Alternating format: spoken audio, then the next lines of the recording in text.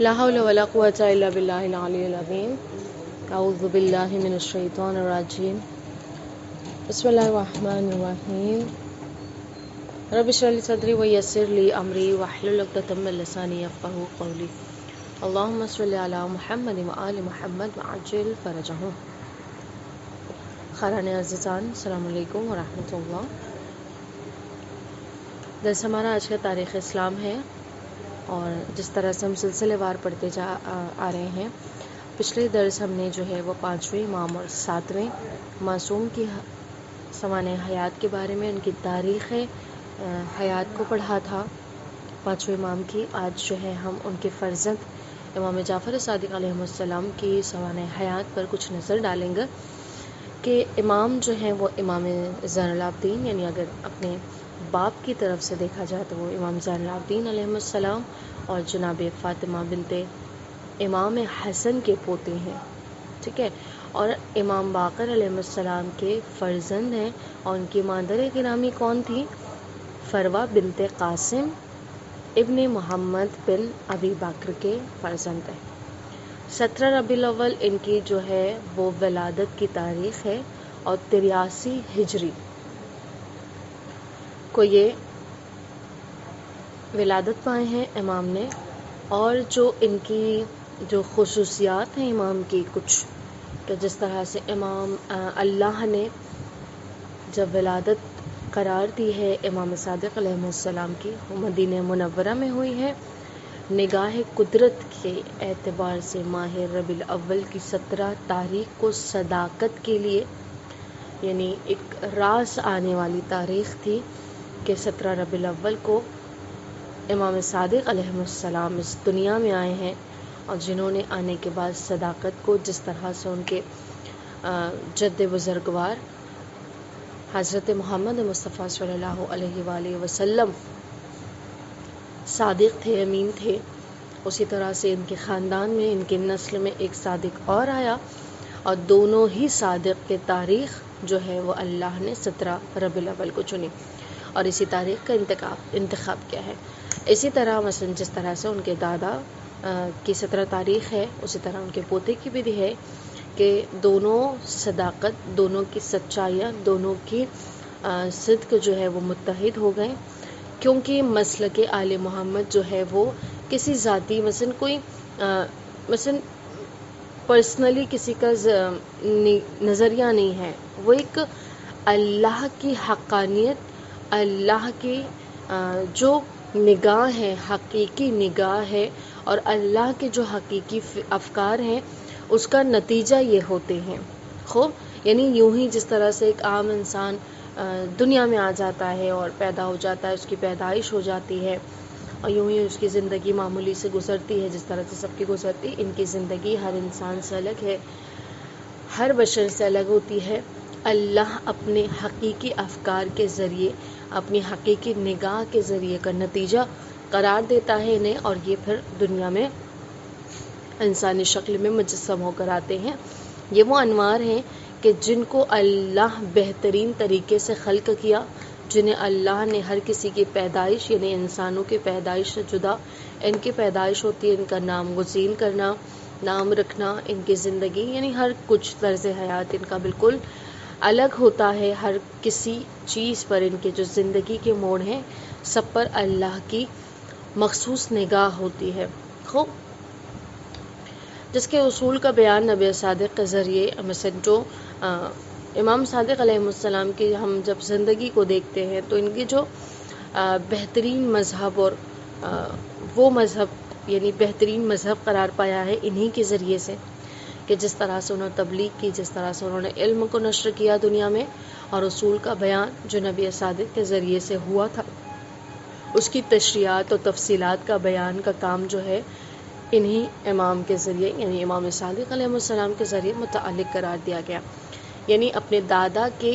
کام کے جو جڑیں انہوں نے اس دنیا میں گاڑی تھی، اس کی شاخوں کو پھیلانا، اسے منتشر کرنا، یہ کام جو ہے وہ امام صادق علیہ السلام نے انجام دیا تھا. امام صادق کا جو اسم گرامی تھا وہ تھا جعفر تھا. جعفر کے معنی نہر کا ہوتا ہے، ٹھیک ہے نا. نہر کسے کہتے ہیں؟ جس میں پانی یعنی بہتا جائے اور ہر کوئی اس سے سرشار ہوتا ہے، ہر کوئی مستفید ہوتا ہے، استفادہ کرتا ہے۔ یہاں پر جعفر کا معنی ہے نہر کے، جو جنت میں ایک وسیع نہر کا نام ہے، جس سے قدرت کی طرف سے یہ اشارہ ہے، یعنی اللہ نے جو یہ نام چنا امام کے لیے، اس کا جو مفہوم ہے، اس کا جو دقیق معنی ہے، وہ اس لیے ہے کہ خداوند عالم نے ان کا نام جعفر رکھ کر یہ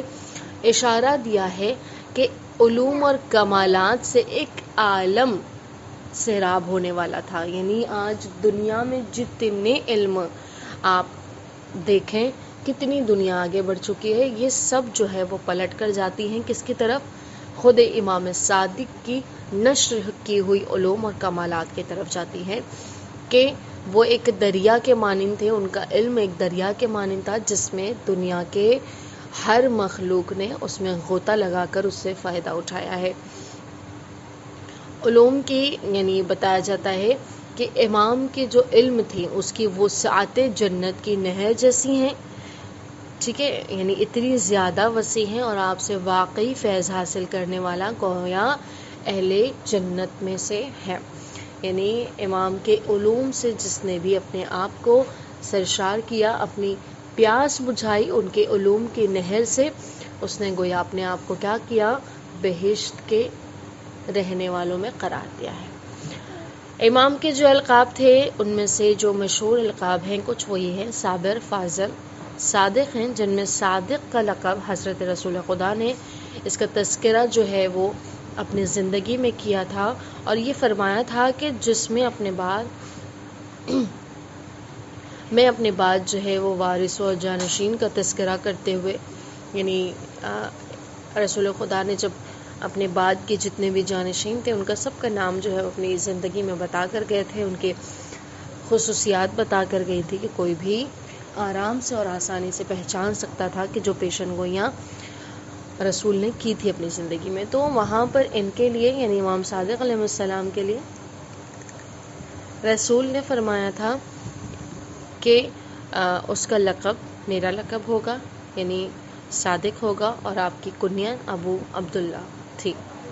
خوب، تو یہ ہو گیا امام صادق علیہ السلام کی جو ان کی پرسنل ایک انٹروڈکشن تھا، بیسک انٹروڈکشن تھا، وہ کہ کس طرح سے امام دنیا میں آئے، کس نے ان کا نام رکھا، اور کس طرح سے امام کے القابات اور اللہ کی جو حقانیت تھی کہ ایک صادق کو جس تاریخ پر بھیجا تھا، دوسرے صادق کو بھی اللہ نے اسی تاریخ کے لیے مشخص کر رکھا تھا۔ خوب، جو امام کے اخلاق کی یعنی ان کی زندگی کا جو اخلاقی پہلو تھا وہ کس طرح سے تھا کہ امام صادق علیہ السلام کے بارے میں بتایا جاتا ہے، روایتیں ملتی ہیں کہ امام ایک غلام بازار میں سامان لینے گیا تھا، اور جو واپسی میں تاخیر ہو گئی تو آپ اس کی تلاش میں جو ہے وہ باہر آ جاتے ہیں، گھر سے نکلتے ہیں۔ پھر امام صادق علیہ السلام دیکھتے ہیں کہ ایک مقام پر وہ سو رہا ہے، آپ نے اسے جگایا۔ مثلا امام نے اسے ایک غلام تھا، یعنی جہاں پر ایک رشتہ ہوتا ہے، مثلا ایک حاکم کا ایک غلام کا رشتہ ہوتا ہے، ایک بادشاہ اور ایک غلام کا رشتہ ہوتا ہے، وہاں پر ان کے درمیان سختیوں والا رشتہ ہوتا ہے، ٹھیک ہے نا۔ ہم نے داستانیں سنی ہیں، ہم نے دیکھا ہے دنیا میں نگاہ اٹھا کر کہ جہاں پر بھی منصب ہوتا ہے اور اس منصب کے نیچے جتنے کام کرنے والے ہوتے ہیں، کہیں نہ کہیں تحت فشار ہوتے ہیں، کہیں نہ کہیں وہ ظلم کے مارے ہوتے ہیں کہ وہ بادشاہ، وہ حاکم ان کے اوپر ظالمانہ حکومت کرتا ہے، اپنے اشاروں پر، اپنے حکم کے اشاروں پر چلانا، ان کے مطابق کام کرنا، اگر ذرا سے بھی کام میں جو ہے وہ بھول چوک ہو جائے تو انہیں معافی نہ دینا، اور اس طرح سے کئی جابر اور ظالم بادشاہ بھی گزرے ہیں کہ جہاں پر ہم نے دیکھا ہے کہ چھوٹی چھوٹی غلطیوں پر اس نے اپنے رعایا کو، اپنے غلاموں کو کس طرح سے قتل و غارت مچایا ہوا ہے، یعنی فوراً سے گردنوں کو اڑا دینا اور اس طرح۔ لیکن اللہ کی طرف سے اللہ جو رحیم ہے، اللہ کریم ہے، اللہ مہربان خدا ہے، اس نے جب اپنے جانشین کو چنا اور دنیا کا بادشاہ بنا کر جب بھیجا ہے، تو خداوند عالم نے یہ ثابت کر دیا کہ جب رحیم کسی جانشین کو منتخب کرتا ہے تو وہ بھی اس کے اندر بھی رحم پایا جاتا ہے، اس کے اندر کرامتیں پائی جاتی ہیں، اس کے اندر اخلاقی پہلو پایا جاتا ہے، اور وہ بھی ایسا اخلاق کہ انسان کی انسانیت، انسان کی جو نیچر ہے وہ کتنا بھی اخلاق پر فائز ہو جائے، لیکن اہل بیت علیہم السلام کے گھرانے کے اخلاق تک، ان کے معیار تک کبھی بھی اپنے آپ کو نہیں پہنچا سکتا۔ جو صبر، جو استقامت، جو تواضع، جو انکساری ان کی ذوات مقدسہ میں پائی جاتی ہے، وہ کسی میں بھی ہمیں نہیں ملتی ہے۔ اب جب امام نے اپنے غلام کو سوتا ہوا دیکھا، اگر کوئی دوسرا بادشاہ ہوتا دنیا کا تو وہ کیا کرتا؟ وہاں پر جھنجھوڑتا کہ میں نے تمہیں کسی کام کے لیے بھیجا ہوتا، تم نے تاخیر کر دی اور اس طرح تمہیں سزا ملے گی، اور اپنے دوسرے غلاموں کو وہ سزا جو ہے وہ جاری کرنے کا حکم دے دیتا اور اس طرح کا سا۔ لیکن یہ اللہ کا بھیجا ہوا بادشاہ تھا کہ جس نے اسے جگائے بنا کیا کیا، سرہانے اس کے بیٹھ گئے اور پنکھا جھلنا شروع کر دیا۔ جب اس کی آنکھ کھلی تو اس نے کیا بے حد پریشان ہو کر امام کی طرف نگاہ کی اور بہت زیادہ شرمندہ ہو گیا۔ آپ نے اسے فرمایا کہ اللہ نے دن کو کام کے لیے رکھا ہے اور رات کو سونے کے لیے بنایا، آئندہ اس بات کا خیال رکھنا۔ یعنی بہت ہی آرام سے، بہت ہی سکون اور بہت ہی محبت بھرے لہجے میں امام نے اسے اس چیز کو سکھا بھی دیا، اس چیز کا اسے تعلیم بھی کر دی، اور اس پہ بنا کسی سختیوں کے اسے اس کی ذمہ داری کا احساس بھی دلایا کہ خداوند عالم نے دن کو ہمارے لیے کام کے لیے بنایا ہے اور راتوں کو ہمارے لیے سونے کے لیے قرار دیا ہے۔ اور یہ جو چیز ہے جو امام نے اپنے غلام کو فرمائی وہ ہمارے لیے بھی ہے۔ ہم بھی امام کے کنیز ہیں، ہم بھی امام کے غلام میں شمار ہوتے ہیں کہ امام نے جب ہمیں کہا ہے تو یہ حکم ہمارے لیے بھی ساری و جاری ہوتا ہے کہ دن میں انسان، جب ہمارا یہ ماحول ہو چکا ہے کہ انسان دن میں سوتا ہے اور اپنے دن کی شروعات جو ہے وہ بہت دیری سے کرتا ہے، اور جس طرح سے وہ اپنے روٹین میں آتا ہے، اور راتوں کو جو جاگنے کا ایک سلسلہ جاری ہو گیا ہے، جس کی وجہ سے مثلاً بہت سارے پریشانیاں ہوتی ہیں، فزیکلی اعتبار سے بھی انسان کے اوپر جو ہے وہ، اگر کوئی علت نہیں ہے، کوئی مثلاً جواز نہیں ہے، تو راتوں کو جاگنا مثلاً کوئی ایک اچھی علامتیں، ایک اچھی روٹین، ایک اچھی عادت نہیں ہے، ٹھیک ہے نا۔ اگر خداوند عالم نے اگر ہمیں راتوں کو آرام کرنے کے لیے، تو اس میں ہماری بھلائی ہے کہ جب انسان پراپر ٹائم پر سوتا ہے، پراپر ٹائم پر اٹھتا ہے، تو فزیکلی اعتبار سے فٹ بھی رہتا ہے۔ ہاں کچھ مشکلات ہوتی ہیں، مثلا کچھ کام کسی دن پڑ گیا، انسان دیری سے سو رہا ہے، کچھ مشکلات ہو گئی، مریض ہے، پریشان ہے، نیند نہیں آ رہی ہے، وہ موضوع الگ ہو جاتا ہے۔ یا بہت ساری خواتین ایسی ہیں جن کے بچے راتوں کو پریشان کرتے ہیں، نہیں سوتے ہیں، تو وہ لاکھ اگر کوششیں کریں تب بھی نہیں سو سکتی ہیں۔ تو یہ ساری چیزیں جو ہیں وہ الگ ہے، لیکن جب انسان راحت ہے، انسان کے پاس مثلا جاگنے کا کوئی سبب نہیں ہے، کوئی مجبوری نہیں ہے، تو اسے بہتر ہے کہ وہ وقت کی پابندی کرے، کیونکہ یہ روش، یہ شیوا جو ہے ہمارے ائمہ اطہار علیہ السلام کا تھا، اور ان کے حکم بھی ہے ہمارے لیے یہی کہ اسی میں ہمارے لیے بہتری ہے۔ ہم فزیکلی اعتبار سے، مینٹلی اعتبار سے، آپ راتوں کو جاگتی رہیں اور دن میں اگر انسان کتنا بھی سو لے، لیکن پھر بھی انسان کا مائنڈ فریش نہیں ہوتا ہے، ٹھیک ہے نا۔ اور انسان جو اپنی زندگی کے جد و جہد میں اس پہلو میں جب کام کرتا ہے تو اسے کامیابی بھی حاصل نہیں ہوتی ہے، وہاں پر بھی وہ بالکل سستی سے کام انجام دیتا ہے۔ تو یہ ساری چیزیں جو ہے افیکٹس پڑتے ہیں ہماری زندگی پر، تو خوب ہمارے لیے بہتر ہے کہ ہم ان چیزوں کو اوائڈ کریں اور اپنا پراپر روٹین جو اسلام نے ہمارے لیے 4 پہلو میں ہماری زندگی کو، ہمارے روز کو تقسیم کیا ہے، اس 4 پہلو کو اعتبار سے ہمیں اپنی زندگی کو گزارنا ہے۔ خوب، اب ہم دیکھیں کہ امام صادق علیہ السلام کا جو امامت کا دور تھا، جو ایک سلسلہ وار جو ان کا دورہ تھا، وہ کس طرح سے انہوں نے گزارا۔ حضرت امام صادق علیہ السلام کی سیرت اور اخلاق کمالات کے بارے میں مؤرخین یعنی تاریخ لکھنے والے بہت کچھ لکھتے ہیں، کہ جن میں سے کچھ چیزیں یہ ہیں کہ امام صادق علیہ السلام کی زندگی کو 3 ادوار یعنی 3 دوروں میں تقسیم کیا جا سکتا ہے، یعنی 3 پیریڈز میں جو مہم تھے ان کو 3 میں تقسیم کیا۔ پہلا دورہ وہ ہے جو آپ نے اپنے دادا امام زین العابدین علیہ السلام اور والد امام باقر علیہ السلام کے زیر سایہ گزار دیا، اور 83 ہجری سے لے کر 114 ہجری تک پھیلا ہوا ہے۔ یعنی 83 یعنی ان کے ولادت سے لے کے 114 ہجری تک کا جو امام نے اپنے بچپنے کا ایک دور گزارا، ایک لڑکپن کا دور گزارا، وہ کچھ اس طرح سے تھا کہ امام جو نوجوانی کے منزل پر آئے ہیں اس وقت تک ان کے سر پر ان کے دادا اور ان کے والد گرامی کا سایہ تھا، اور پھر دوسرا حصہ ان کی زندگی کا کیا تھا، 114 ہجری سے لے کر 140 ہجری پر محیط ہے، مسلط ہے۔ اس دور میں امام صادق علیہ السلام کو اسلامی علوم اور معارف پھیلانے کا بھرپور موقع ملا، جس سے آپ نے بھرپور فائدہ اٹھایا۔ اس دور میں آپ نے 4000 زائد شاگردوں کی تربیت کی اور مکتب شیعہ کو عروج پر پہنچایا ہے۔ یعنی امام صادق علیہ السلام نے 114 ہجری سے لے کر 140 ہجری تک اپنا جو کارنامہ تھا، جو جس طرح سے ان کے نام کو چنا گیا کہ وہ ایک علم کا نہر تھے، اس طرح سے وہ نہر کو انہوں نے جاری و ساری کیا، اور 4000 یعنی آپ سوچیں کہ امام نے کتنا کام کیا ہوگا دین کو پھیلانے کے لیے، جو مدھم پڑ چکا تھا، جس کا آغاز ان کے والد گرامی نے،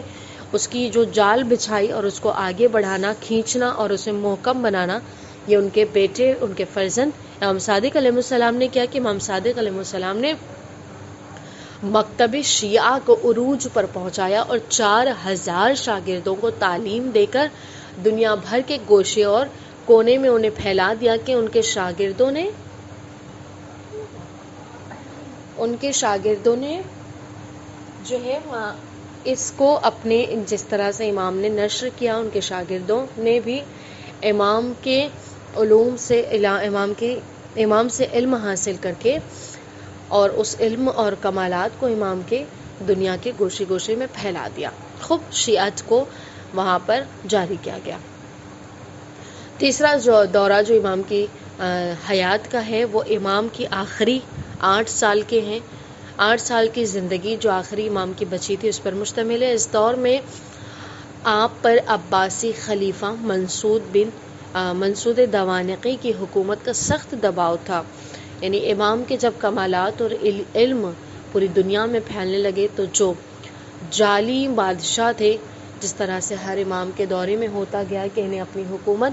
جو ہے وہ ڈگمگاتی ہوئی جیسے ہی نظر آتی تھی، وہ حقیقی بادشاہ، حقیقی حاکم کو سوچتے تھے نیست و نابود کر کے ان کے چراغ کو دنیا سے غل کر دیں اور اس طرح سے ان کی بادشاہت، ان کی حکمرانی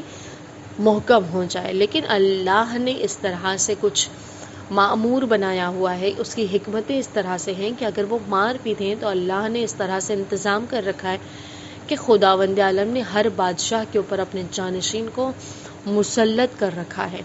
وہ شہادت کا جام پلانے کے باوجود بھی وہ اس طرح سے جلا ہو جاتے ہیں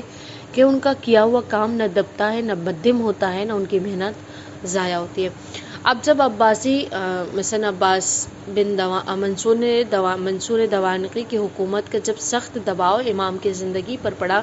امام پر پڑا، تو آپ کی ہر قسم کی نقل و حرکت پر مستقل نظر رکھی جاتی تھی۔ یعنی امام جو اب تک کام کر رہے تھے، شیعت کو بھرپور وقت دے رہے تھے، شیعت کو پھیلانے کے لیے امام نے جو محنت کی تھی، وہ ساری چیزیں یہاں پر اب کیا ہونے لگی، ان کی ایک ایک حرکات پر نظر رکھی جانے لگی۔ عباسیوں نے چونکہ خاندان پیغمبر کی حمایت و طرفداری کے نعرے کی آڑ میں اقتدار حاصل کیا تھا۔ شروع میں عباسیوں نے امام جعفر صادق علیہ السلام پر دباؤ نہیں ڈالا اور انہیں تنگ نہیں کیا، لیکن عباسیوں نے آہستہ آہستہ اپنے قدم جمانے اور اقتدار مضبوط کرنے کے بعد امویوں کی روش اپنا لی اور ائمہ علیہ السلام اور ان کے محبتوں کو تنگ کرنے اور ان پر ظلم و ستم کرنے کا سلسلہ شروع کر دیا، اور اس میں وہ امویوں کو بھی پیچھے چھوڑ گئے۔ یعنی انہوں نے اس طرح سے، آپ نے سنا ہوگا جو عباسی خلیفہ جس طرح سے دورہ ان کا چلا آ رہا تھا، وہ ظاہراً جو ہے وہ پیغمبر کے خاندان کا نعرہ لگانے والے تھے، ان سے محبت کرنے والے تھے، تو انہوں نے اپنی جو ہے اندر کی نفرتوں کو دبا کر کچھ وقت جو ہے وہ اس طرح سے ظاہراً ان پر ظلم و سختیاں نہیں کی، ظاہراً نفرتیں جو ہے وہ نہیں پھیلائیں، بلکہ دھیرے دھیرے انہوں نے اس چیز کو اپنایا کہ وہ دھیرے دھیرے کیا کیا، امویوں کی طرح ہو گئے، جیسے بنی امیہ کینہ اور نفرت دکھا کر بالکل سامنے آ گئی تھی، ائمہ علیہ السلام کے سامنے آ جاتی تھی، اور ان سے جس طرح سے بھی ان سے دشمنیوں کینہ پروری کو انہیں عام کرنا ہوتا تھا، وہ اس طرح سے کہتے دھیرے دھیرے عباسیوں نے بھی وہی کام کیا، حتیٰ وہ اس منزل پر پہنچ گئے تھے کہ بنی امیہ کو بھی انہوں نے کیا کیا، اموی خاندانوں، امیوں کو بھی کیا کر دیا تھا، اپنے پیچھے چھوڑ دیا تھا. ٹھیک، تو یہ 8 سال جو آخری تھا امام کی زندگی کا، وہ اس طرح سے تھا کہ امام کے اوپر سختیاں تھیں، دباؤ تھا، اور کس طرح سے امام شہادت پہنچے ہیں. آپ خود ابھی آگے پڑھیں گے کہ کس طرح سے منصور بن دوانقے نے امام کو جام شہادت پہنچائی تھی. اب ایک پہلو امام کی شاگردی اور مثلا جو امام جو استاد بنے اور شاگرد اور اصحاب جو تھے امام کے، وہ ان میں سے کچھ کے بارے میں یہاں پہ بیان کیا جا رہا ہے کہ امام سب سے پہلے ایک صحابی امام کے جو شاگرد رہے ہیں ابان بن تغلب ابو سعد الکوفی، انہوں نے 3 ائمہ کی زندگی کا زمانہ دیکھا ہے، یعنی امام زین العابدین، امام باقر اور امام صادق، یعنی 3 اماموں کی زندگی میں انہوں نے زندگی کی ہے. اور یہ ایک شرف ہے خدا کی طرف سے کہ وہ 3 معصومین کا زمانہ دیکھے کوئی. وہ قاری بھی تھے، یعنی ابان بن تغلب جو تھے وہ قاری بھی تھے اور فقیہ میں بھی مثلا فقیہ بھی تھے، قرآن و حدیث اور تجوید بھی دوسروں پر سبقت رکھتے تھے. یعنی ان کی خصوصیات، ان کی جو کوالٹیز بیان کی جا رہی ہیں وہ ان چیزوں پر مثلا قرآن میں، حدیث میں اور تجوید وغیرہ میں دوسروں سے بہتر تھے. ان کے بارے میں اتنا کہنا کافی ہے کہ امام باقر علیہ السلام نے ان سے فرمایا تھا کہ مسجد مدینہ میں بیٹھو اور لوگوں کو فتویٰ دو. یعنی اس منزلت پر فائز تھے، اس مقام پر فائز تھے جہاں پر ایک معصوم امام انہیں حکم دیتے ہیں کہ تم مدینے کی مسجد میں بیٹھ کر فتویٰ دینے کے قابل ہو. ٹھیک ہے، تو یہ ان کی کوالٹیز تھیں، ان کی خاصیت تھی. اب جو دوسرے تھے وہ ہشام بن حکم البغداد اللکھندی. ان کی علمیت کے اندازے کے لیے یہ کافی ہے کہ انہوں نے پوری زندگی مناظروں میں گزاری ہے، جس میں جاسلیق نصرانی عالم سے مناظرہ، امامت حق کی اطاعت کا وجوب اور ابو حنیفیہ سے مناظرے شامل ہیں. امام صادق علیہ السلام سے رسائی کے بعد انہوں نے اپنے آبائی مذہب کو تبدیل کر دیا اور مکمل طور پر اپنے آپ کو خدمت امام کے لیے وقف کر دیا اور آخری وقت تک پاسدارانِ ولایت ہی رہے ہیں. ہشام کے متعلق امام صادق کا قول ہے کہ ہشام ہمارے حق کا سراغ رساں ہے، ہماری صداقت کا مؤید، ہمارے اعداء کے باطل قوتوں کا دفاع کرنے والا ہے. امام محمد تقی علیہ السلام ہشام کے متعلق کہا ہے کہ اللہ ان پر رحمت نازل کرے، وہ کسی طرف سے ہم پر حرف نہیں آنے دیتے ہیں. یعنی ایک دفاع امامت، دفاع ولایت، اعداء کے سامنے، دشمنوں کے سامنے محکم بن کر ڈھال بنے رہنا اماموں کی، یہ واقعاً ایک چھوٹی چیز، ایک چھوٹی فضیلت نہیں ہے. جنہوں نے اپنی زندگی میں صرف مناظروں میں کاٹی ہے کہ کس طرح سے امامت اور امام کی حقانیت اور ان پر آئے ہوئے ہر حرف کا انہوں نے جو ہے وہ سامنا کیا. اور ان کی یعنی فضیلتوں کو بیان کرنے کے لیے جس طرح سے میں نے پڑھا یہاں پر کہ امام باقر علیہ السلام ایک جملے میں ان کی فضیلتوں کو سمیٹتے ہوئے یہاں پر بتا رہے ہیں کہ ان کے لیے یہی کہنا کافی ہے کہ انہوں نے جب تک یہ باحیات رہے ہیں ہماری ذات پر انہوں نے حرف کوئی بھی آنے نہیں دیا. وہ اس طرح سے بہترین ڈھال بن کر ائمہ علیہ السلام کے لیے اپنی زندگی کو نچھاور کرتے رہے. اس کے بعد جو ہے وہ تیسرے ان کے اصحاب، ان کے شاگرد جو امام کے تھے جابر ابن حیان تھے کہ امام صادق علیہ السلام کی شخصیت اور علمی فیوز کے سلسلے میں جابر ابن حیان تو اسی کے ذکر کو خصوصیت حاصل ہے. جابر نے امام سے قصب فیض کے بعد علم کیمیا میں، یعنی جو کیمسٹری آج ہم پڑھتے ہیں، ان کے وہ کیمیا میں اہم انکشافات اور نظریات پیش کیے، جس کے بنا پر ان کو بابائی کیمیا، فادر آف کیمسٹری ہم جسے کہیں، لقب سے یاد کیا جاتا ہے. جابر نہ صرف علم کیمیا کے ماہر تھے بلکہ حیاتیات اور نباتات، علم حجر جیولوجی اور نفسیات پر بھی ان کے متعدد کتابیں اور رسالے موجود ہیں.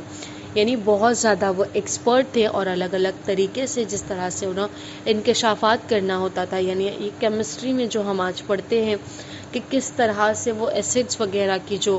انکشاف ہیں کہ کن چیزوں کو کس میں مخلوط کر کے اور دوسری چیزیں جو ہمیں درکار ہوتی ہیں، حاصل ہوتی ہیں، وہ ساری چیزوں میں یہ اس کے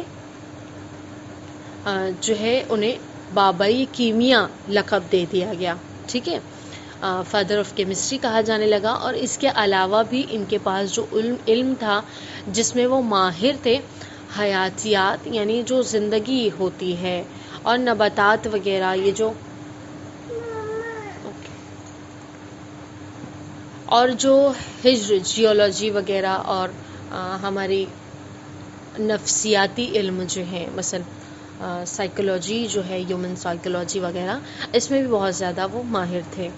یعنی یہ علم ہمارے آج کا علم نہیں ہے، بلکہ امام اور ائمہ علیہم السلام یعنی جن کے شاگرد اتنے زیادہ ایکسپرٹس ہوں، تو ہم یہاں سے اندازہ لگا سکتے ہیں کہ خود امام کے اندر علم ان کے سینوں میں کس طرح سے اماموں کے سینوں میں غوطہ لگاتا تھا. ٹھیک ہے، تو یہ ان کے 3 شاگرد جو مشہور ہیں کچھ کے بارے میں جہاں پر بتایا گیا کہ جن کی خصوصیات بیان کی گئیں کہ کس طرح سے امام نے انہیں علم دے کر انہیں ایکسپرٹ بنا دیا تھا، تخصص کروا دیا تھا. اور یہ لوگوں نے اپنے خون جگر دے کر اپنی محنتوں سے امام یعنی ائمہ کے بھی دلوں کو جیتا تھا اور دنیا کے لیے بھی سودمند قرار پائے تھے. اس کے بعد امام جعفر صادق علیہ السلام کی یہاں پر کچھ احادیث یہاں پر بیان کی گئی ہیں، جس میں امام صادق علیہ السلام فرماتے ہیں کہ ایسے شخص کے ساتھ دوستی اور مصاحبت اختیار کرو جو تمہارے لیے عزت اور سربلندی کا باعث، اور ایسے شخص سے دوستی اور مصاحبت نہ کرو جو اپنے آپ کو تمہارے لیے نیک ظاہر کرتا ہے اور تم اس سے استفادہ کرنا چاہتے ہو. یعنی امام نے یہاں پر بتایا ہے کہ ایسے کے ساتھ دوستی کرو کہ جو تمہارے لیے کیا ہو، عزت اور سربلندی کا باعث بنے. یعنی انسان ان لوگوں سے دوستی کرے جو اس کے لیے عزت افزائی کا باعث بنے، نہ کہ انسان اس سے دوستی کرے کہ جو تمہارے لیے نیک مثلا ظاہر کرتا ہے اور تم سے استفادہ کرنا چاہتا ہے. یعنی وہ لوگ کہ جو تمہارا فائدہ اٹھائیں، اور جو تمہارے مطلب ایسا ہوتا ہے کہ بعض دوستیاں انسان کی ذلت کا باعث بن جاتی ہیں یا انسان ان کے دھوکوں کا شکار ہو جاتا ہے، ان سے پرہیز کرنے کے لیے کہا. اس کے بعد امام فرماتے ہیں کہ مومن کا کمال 3 خصلتوں میں ہے: دین کے مسائل احکام سے آگاہی رکھنا، سختی اور مشکلات میں صبر و بردباری سے کام لینا، اور زندگی کے معاملات میں منصوبہ بندی اور حساب و کتاب کی پابندی. ٹھیک ہے، یہ 3 حصوں میں ہے کہ جب انسان احکام مسائل سے آگاہی رکھے گا، سختیوں میں صبر کرے گا، اور تیسری چیز انسان اپنے زندگی کے معاملات میں منصوبہ بندی یعنی ایک پراپر طریقے سے، ایک پراپر برنامہ ریزی سے جب آگے بڑھتا ہے تو انسان کی زندگی کمال تک پہنچتی ہے. اس کے بعد امام فرماتے ہیں کہ تمہیں مساجد میں جانے کی سفارش کرتا ہوں، کیونکہ مساجد روئے زمین پر خدا کے گھر ہیں، اور جو شخص پاک و طاہر ہو کر مسجد میں وارد ہوگا، خداوند متعال اس کو گناہوں سے پاک کر دے گا اور اس کو اپنے زائر کے زمرے میں قرار دے گا. یعنی امام نے یہ مسجد میں جانے کی تلقین کی ہے ہر اپنے چاہنے والوں کو کہ مسجد میں جاؤ، کیونکہ یہ ایک ایسی جگہ ہے جو اللہ کا بیت ہے، اللہ کا گھر ہے، اور اللہ کے گھر کی خاصیتیں آثار وہ الگ ہی ہوتی ہیں کہ جو یہاں پر آتا جاتا ہے وہ پاک ہو جاتا ہے، طاہر ہو جاتا ہے. اب مسجد میں وارد ہوگا یعنی پاک انسان ہی، روحی اعتبار سے بھی جسمی اعتبار سے بھی پاک انسان کو ہی وارد جب انسان یہاں پر ہوتا ہے تو اس کی روحیں بھی مطہر ہوتی ہیں. خداوند متعال نے اس کے گناہوں سے پاک کر دیتا ہے جو بھی مسجدوں میں جاتا ہے اور اس کو اپنے زائرینوں میں قرار دیتا ہے. پھر آپ فرماتے ہیں کہ خداوند متعال نے 5 نمازیں بہترین اوقات میں تم پر فرض کی، پس اپنی حاجات ہر نماز کے بعد خدا کی بارگاہ میں بیان کیا کرو، ان کی برآوری کی دعا کیا کرو. یعنی 5 وقت کی جو نماز ہے وہ ہمارے دن مثلا سارے دن کا وہ بہترین اوقات ہے ہمارے لیے، جہاں پر استجابت دعا کے لیے اللہ نے جسے قرار دیا، بس اللہ نے وہاں پر نماز کو فرض کر دیا کہ ان وقتوں میں تمہارے لیے نماز ہے. اب اللہ یہاں پہ کہتا ہے، یعنی امام باقر علیہ السلام فرماتے ہیں کہ خدا نے تمہارے لیے وقت کو معین کیا ہے نماز کو بھرپا کرو اور اس کے بعد اپنی حاجتوں کو اللہ کی بارگاہ میں طلب کرو۔ یہ امام صادق علیہ السلام کی مختصراً طور پر ان کی سوانح حیات تھی، ان کے زندگی نامہ تھا کہ کس طرح سے امام نے اپنی زندگی کے پہلو کو گزارا ہے۔ کچھ سوالات آپ لوگوں کی خدمت میں۔ سب سے پہلا سوال کہ امام صادق علیہ السلام کی کلن زندگی جو تھی وہ کتنے پہلو پر منحصر تھی، اور پہلا دورہ اپنی زندگی کا انہوں نے کس کے سائے میں گزارا ہے۔ دوسرا سوال، امام صادق علیہ السلام کا جو نام جعفر ہے، جعفر کا معنی کیا ہے۔ تیسرا سوال آپ لوگوں کی خدمت میں کہ امام کی زندگی یعنی امام نے کتنے سال اپنے علوم اور کمالات کو دنیا بھر میں پہنچانے کے لیے امام کے کتنے سال زندگی کے گزرے تھے۔